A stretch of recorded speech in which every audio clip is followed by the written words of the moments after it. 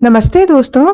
आज मैं आप लोगों के साथ एक ऐसी चीज के बारे में बात करने वाली हूँ जो लगभग हर घर के किचन में रोज इस्तेमाल होती है, लेकिन ज्यादातर लोग उसकी असली ताकत को नहीं जानते।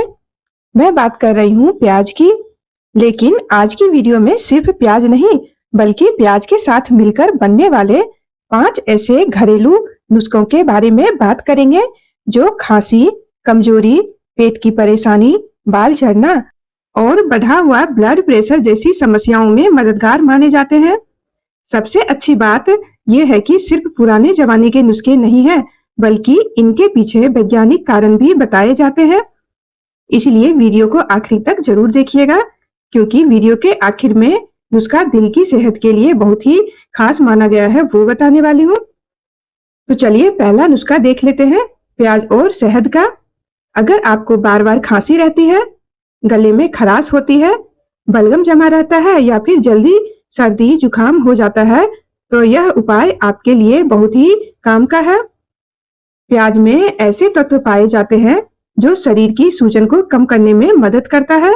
वहीं शहद गले को आराम देने और बैक्टीरिया से लड़ने में सहायक माना जाता है।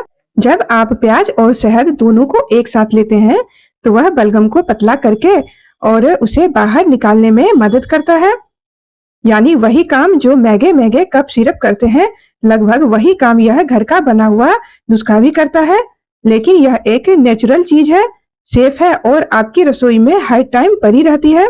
इसीलिए इस नुस्खे को आप जब चाहें तब बनाकर इस्तेमाल कर सकते हैं। इस नुस्खे को बनाने के लिए आप एक मध्यम आकार का प्याज बारीक काट लीजिए। उसमें 3 चम्मच शहद डालकर रात भर ढककर रख दीजिए। सुबह तक इसका रस निकल जाएगा। बड़े लोग 1 चम्मच दिन में 2 से 3 बार ले सकते हैं और बच्चों को आधा चम्मच दिया जा सकता है। लेकिन ध्यान रखिए, 1 साल से छोटे बच्चों को शहद नहीं देना चाहिए। और अगर आपको डायबिटीज है तो डॉक्टर की सलाह के बिना इसका सेवन न करें। दूसरा नुस्खा, प्याज और गुड़। अगर शरीर में कमजोरी रहती है, जल्दी थकान महसूस होती है, चक्कर आते हैं या शरीर में खून की कमी महसूस होती है, तो यह उपाय फायदेमंद हो सकता है। गुड़ में प्राकृतिक आयरन पाया जाता है, जबकि प्याज पाचन क्रिया को बेहतर बनाने में मदद करता है, जिससे शरीर आयरन को अच्छी तरह से इस्तेमाल कर पाता है। सुबह खाली पेट 1 छोटा टुकड़ा गुड़ का और आधा कच्चा प्याज साथ में खाइए। लगातार कुछ दिनों तक लेने पर शरीर में ऊर्जा महसूस हो सकती है। लेकिन अगर आपका शुगर लेवल ज्यादा रहता है, तो इस उपाय से दूरी बनाए रखें। तीसरा नुस्खा, प्याज और नींबू। अगर खाना ठीक से नहीं पचता, गैस बनती है, पेट फूलता है या शरीर भारी भारी लगता है, तो प्याज और नींबू का यह मिश्रण आपके लिए मददगार हो सकता है। प्याज शरीर की सफाई करने वाली प्रक्रियाओं को सपोर्ट करता है और नींबू पाचन में बेहतर बनाने में सहायक माना जाता है। इसके लिए बारीक कटा हुआ प्याज लें, उसमें थोड़ा नींबू निचोड़ें और ऊपर से हल्का काला नमक डाल दें। इसे खाना खाने के लगभग 15 मिनट पहले खाइए। लेकिन ज्यादा मात्रा में सेवन न करें, वरना एसिडिटी बढ़ सकती है। जिन लोगों को पेट में अल्सर या गंभीर गैस की समस्या है, वे इसे न लें।